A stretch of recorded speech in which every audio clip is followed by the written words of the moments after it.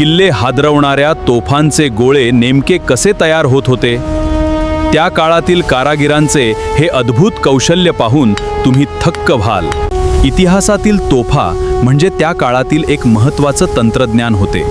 पण या तोफांसाठी वापरले जाणारे लोखंडी गोळे कसे तयार केले जात होते? कुशल कारागीर मोठ्या भट्ट्यांमध्ये लोखंड तापवत असतं आणि त्याला मजबूत बनवण्यासाठी पारंपरिक पद्धती वापरत असतं. विशेष साचांच्या मदतीने लोखंडाला गोल आकार दिला जात असे, जेणेकरून तोफेमध्ये त्याचा योग्य वापर करता येईल. गोळ्याचा आकार आणि वजन अचूक असणं गरजेचं होते. त्यामुळे कारागीर प्रत्येक गोष्टीची काळजीपूर्वक तपासणी करत. तयार झाल्यानंतर या गोळ्यांना योग्य आकार देऊन त्यांची गुणवत्ता तपासली जात असे. त्यानंतर हे गोळे किल्ल्यांमध्ये सुरक्षित ठेवले जातात आणि गरजेनुसार वापरले जात असतं.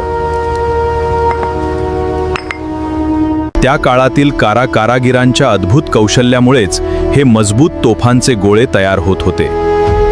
हाच आपल्या इतिहासाचा खरा अभिमान आहे.